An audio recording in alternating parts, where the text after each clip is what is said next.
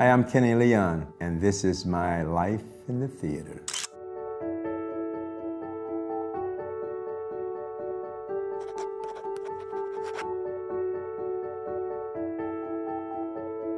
Yes, here we go. Raisin in the Sun. That was my first Broadway show, 2004. I was hired, and then nobody talked to me for a couple of weeks, so I assumed I was let go, and then I was hired again. Anyway, it was the producer, David Binder. That was his first production too, and I have nothing but beautiful memories with that. Probably one of the most challenging plays I've ever done. I mean, productions, because of, you had an actor who had never been on stage before, you had a 4-time Tony Award-winning actress, you had an actress who's just coming off a hot TV show, you had a couple of film actors. So in terms of actors who had so many different levels, that was that first Raisin in the Sun. So I was really proud that we honored Lorraine Hansberry.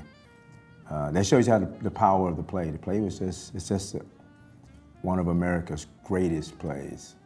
One of America's greatest plays. So that was great. Raisin in the Sun. I'll always remember it because it was my first one.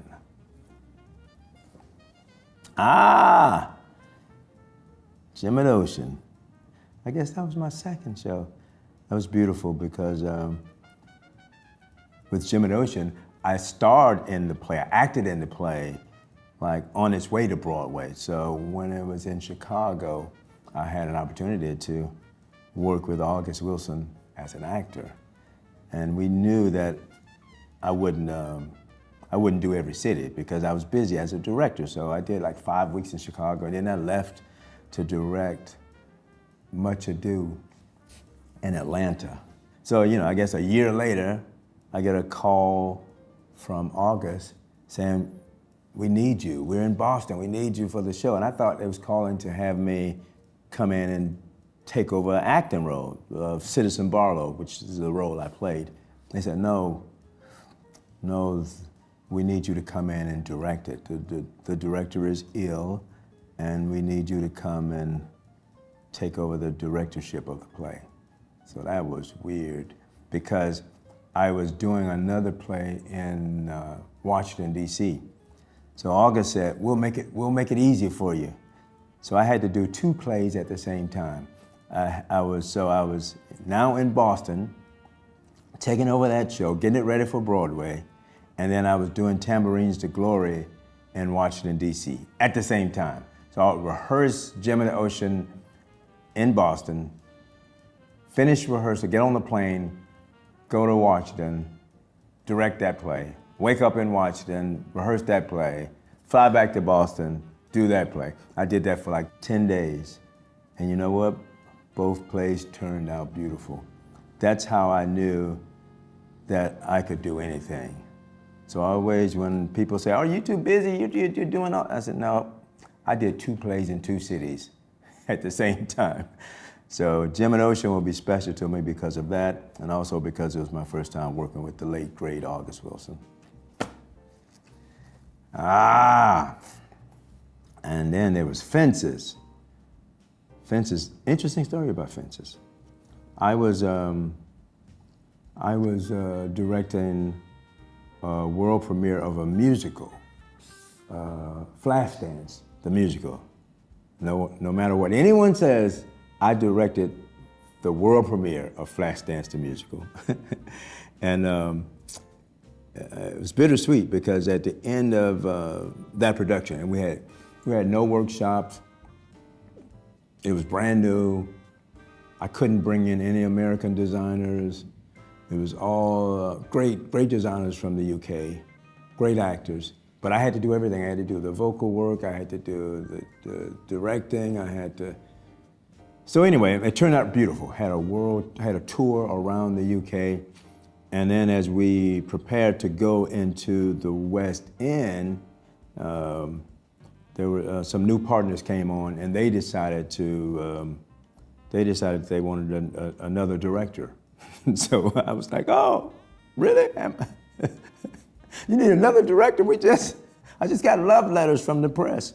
And at that time, I think I was like bothered by that decision. But that was also a month later, I met Denzel Washington, and the producer put Denzel and I together to talk about doing Fences on Broadway. And we got along pretty good, and we decided we both were free and available that February, I think. And so instead of doing Flashdance the musical, I met Denzel Washington, and we did Fences on Broadway. So I don't regret having not finished with Flashdance because of my long relationship with Denzel. And of course, Viola Davis was amazing. There's no one like Viola Davis. And Stephen McKinley Henderson was great. Just a great, Michael T. Williamson, great. Fences, it'll hold a place in my heart because it was a time in my life when I felt like, oh, wow, I thought I really did a great job with that musical. But it tells you sometimes we have plans, but God has bigger plans. So Fences, that's an example of God having bigger plans. And also that was that was the first time I was nominated for a Tony Award for directing. For going back, for Raisin in the Sun, we were nominated for 10 Tony Awards, but not one for the director. And then, of course, I did not get nominated for Gem of the Ocean, but Fences, we got nominated for about 10, and that was my first time being nominated as a director. So that was real special, real special, real special. The Mountaintop. The Mountaintop, I got a chance to work with my best friend, Samuel L. Jackson. He's my best friend, and it's been that way since I was 17 years old.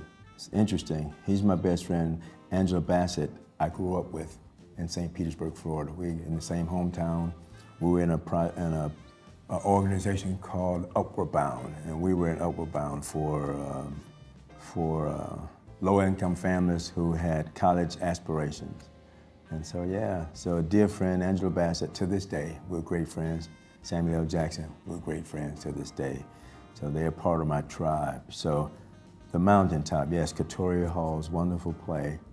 And we got a chance to talk about Dr. King, who's from Atlanta, which is where I live.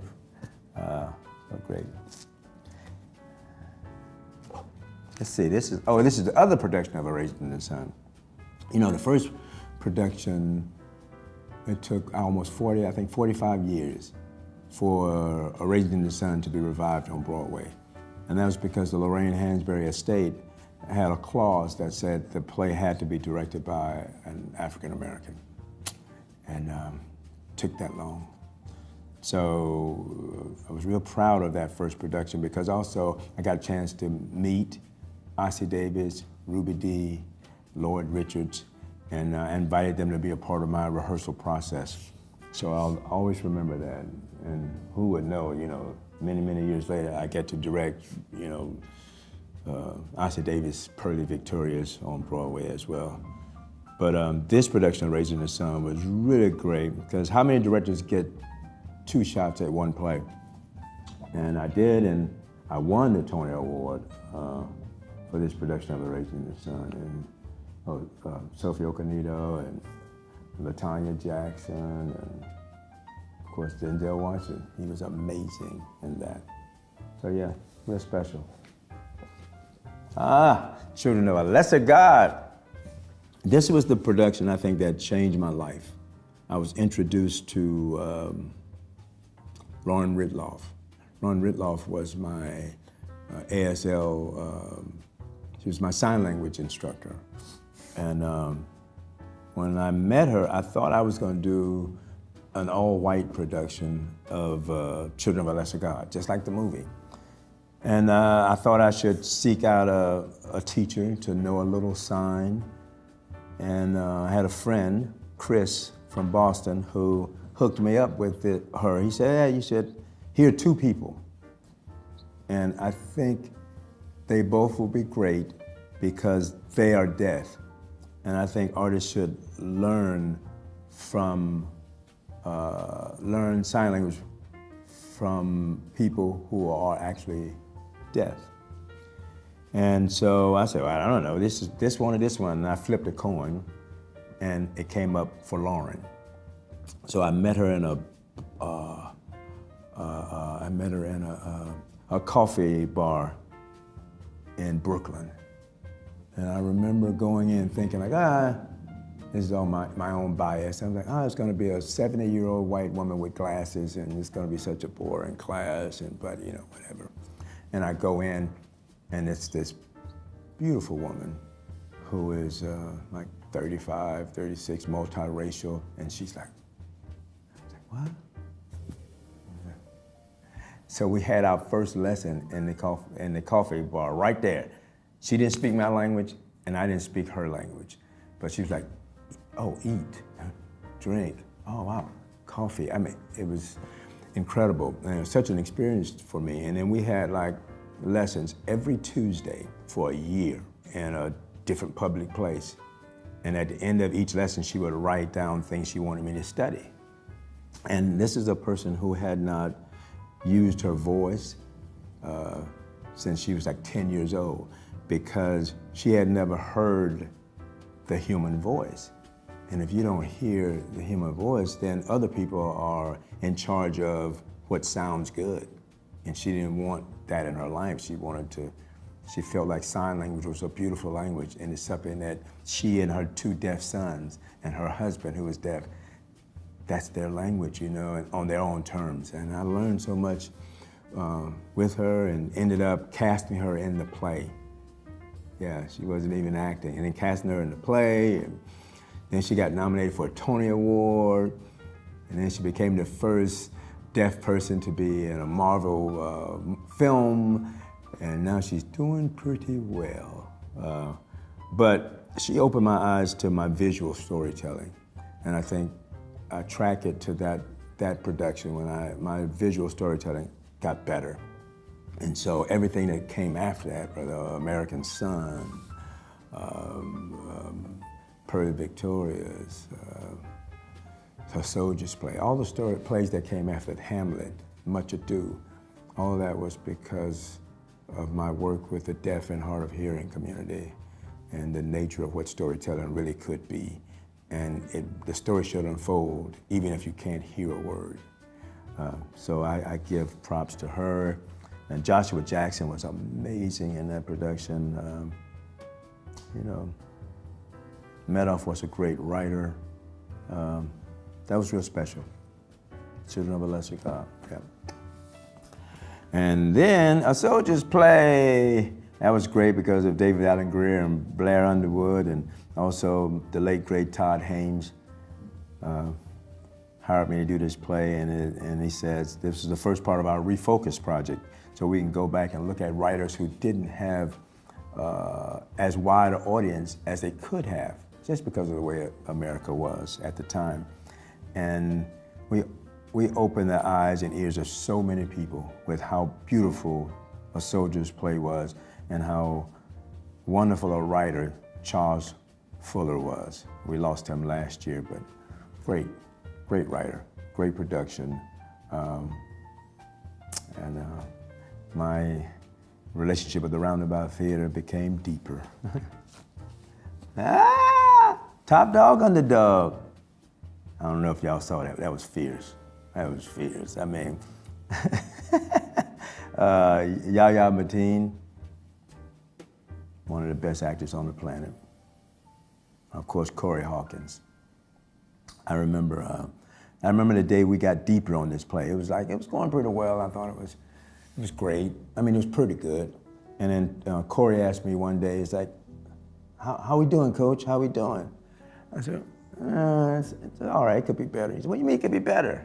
We're working hard. I said, yeah. I said, well, you gotta understand is your character has become the devil because the country left you, your parents left you, and you made a way for you and your brother without education, without food, without housing. So you became a master of this street game.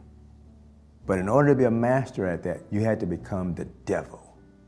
So you have to give yourself permission to be the devil. And it's not your fault. It's the country's fault. It's your parents' fault. It's not your fault. And Susan Laurie Parks wrote a great play, so the play will catch you. The more evil you are, the more they will love you, because it's not your fault. And he processed that night, and he went on stage. It was scary. Yaya was like, oh my God. And Yaya was right there matching him, and that was a scarily good show. Great show.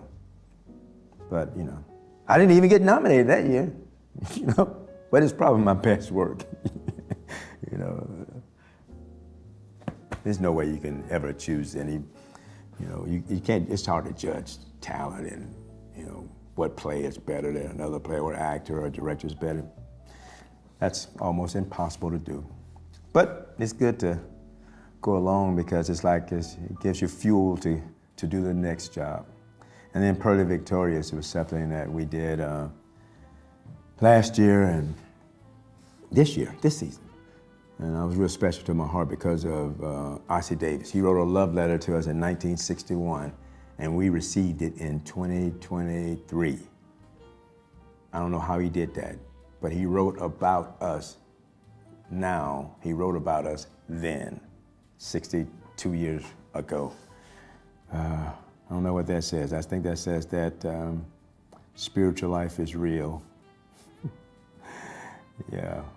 So yeah, Pearly Victorious, I'm real proud of that just because of my relationship and my love for the late great Ossie Davis and his wife, Ruby Dee. The great thing about working on Pearly Victorious, you know, it started with me and Leslie Odoms Jr. He's the best of the best. He's a real leader. He is, if you're on stage, you want him on stage with you. He's so giving, but he's a perfectionist as well. So I got to work with him as a producer, an actor, all that on this. And there's a part in the beginning of Pearly where actually it's Kenny Leon doing the curtain speech and just making sure that people know it's okay to laugh. And the company came up with that idea, and they said, well, Kenny, you should do it. I said, okay. And so I recorded a couple of takes. And then I looked at Leslie, and Leslie was like, eh. I said, what? He said, eh. I said, okay, I'll tell you what. We'll go to the studio, and you direct it. You get a chance to direct me in the pre-show curtain speech. Okay. And we went to the studio, and he directed me in that. So everything that people hear, even in the PBS Great Performance production, even in that, you know, they have me doing the curtain speech. And I always say, Leslie did that because he's a director, he's an actor, he's a singer, he's a producer, he's an amazing artist. And Carol Young, come on. The woman was nominated for 2 Tony Awards last year. She should have won. Hopefully she'll win this year because she can do anything. So I'm already thinking about things I can do with her next, you know. And I told her the character she's playing is a little bit of Eartha Kitt, a little bit of Lucille Ball, a little bit of Diane Carroll, and a little bit of Ruby Dee.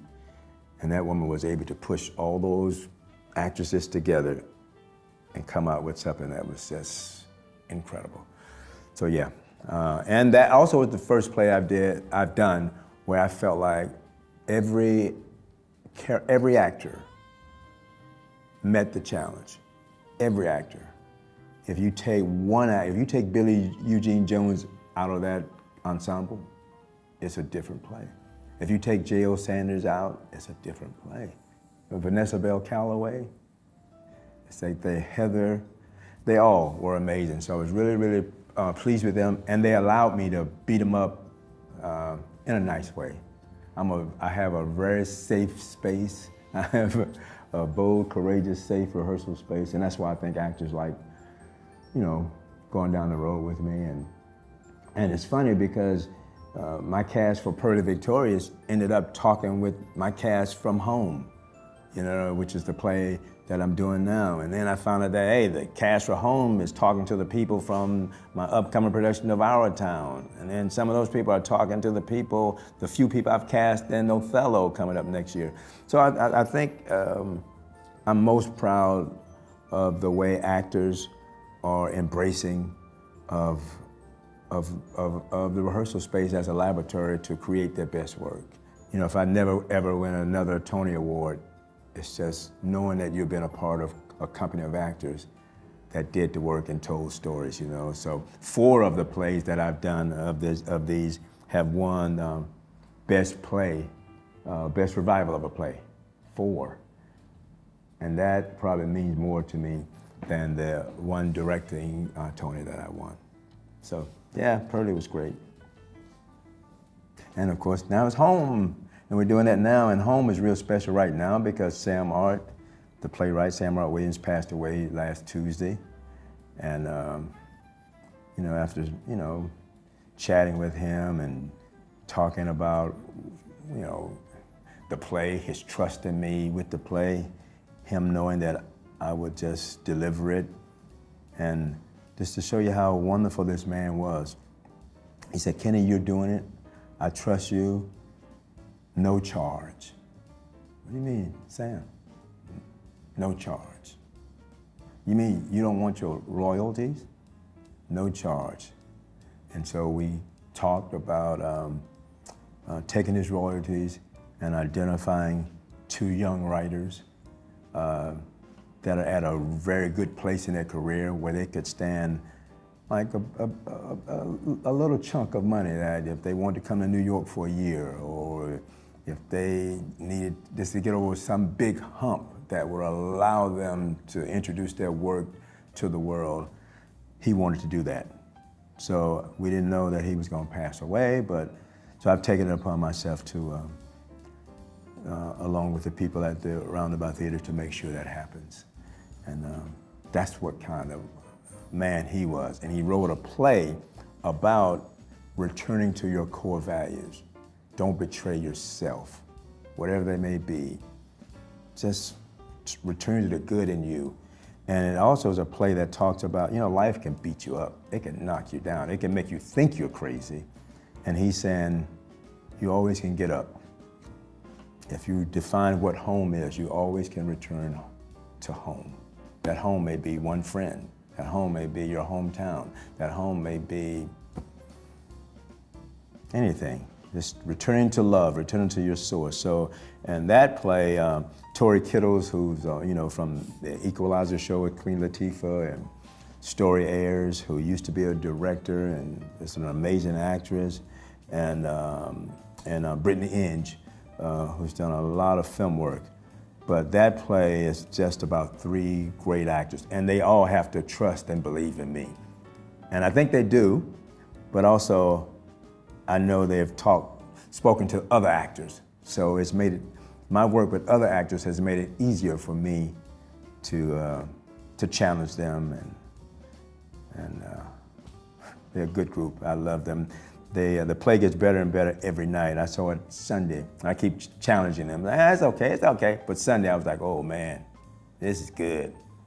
You guys are good. I'm like a father now. I can't go off to college.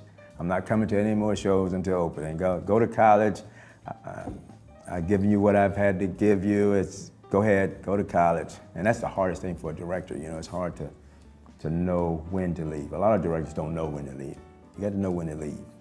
You got to know when to leave. So I left after the 5th preview.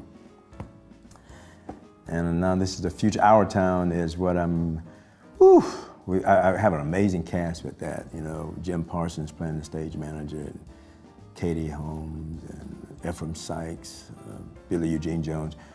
Great group of people, but I've wanted to do this play for like 15 years. And I grew up thinking it was the worst play ever. I thought it was like, really? That's like a racist town with all these white folks in this little town, and it's like got a ladder in the middle of the stage. It's like, And then I did a fundraiser with Scarlett Johansson for the people in Puerto Rico when they were hit by that hurricane. And I cast all the people from the Marvel films, like Ruffalo, Chris Evans, Downey Jr., Scarlett, and then I mixed in with brown and black people from the city of Atlanta. And I was like, wow, the more people you include in this play, the more beautiful it becomes. And I fell in love with the play. I was like, this is the play that talks about how we spend our time together. You know, all we have is this moment. We don't have me getting up, going out that door. We don't have you going home to be with your wife. We don't have that. That's the future. All we have is right now. And how many people really are present? They're just going through life, but they're never present. And so I've been trying to, you know, I put my name on a list for the rights for this, like, I don't know, 10 years ago. And they became available last year.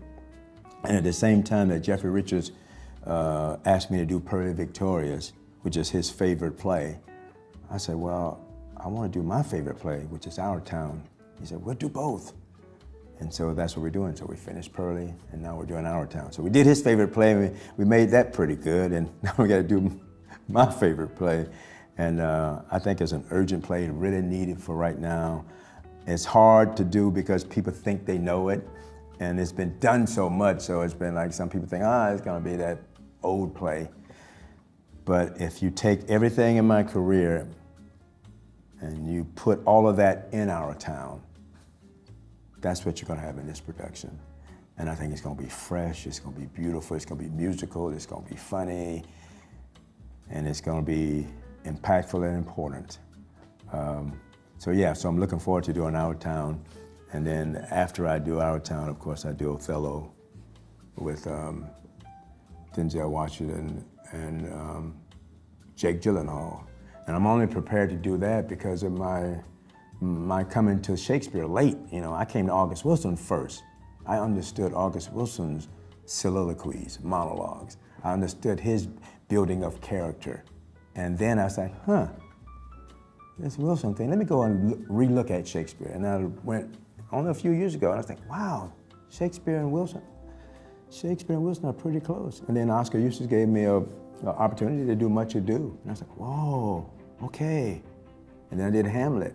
And only because I've done those two shows in the park am I willing and able and ready to do Othello. So then when Denzel and I sat down and talked, what are we gonna do next? It's like, you wanna do Othello? Yeah, because he's one of the 3 or 4 top artists ever in the history of American theater. And he's at an age now to do this role. And not all the time does life happens like that, you know? But this is when, like, his time to do it and the play and my ability to direct a fresh production all has come together. And I just met Jake, and he was our first choice to play Iago, because I was like, wow, I mean, Jake is just, he can do anything, and you trust him. And I was like, I want a bad guy that you can trust, that you can believe, that you're like, oh, I believe anything he says. I looked at him on Saturday Night Live last week. I was like, what? That guy has so much range. So I can't wait to just be in the room with Jake Gyllenhaal and Denzel Washington. I think that's going to be historic. And so as a director, I really feel blessed at this particular time in my life. And, you know, I love talking with Playbill because they made me talk about this stuff. Thank you, Playbill.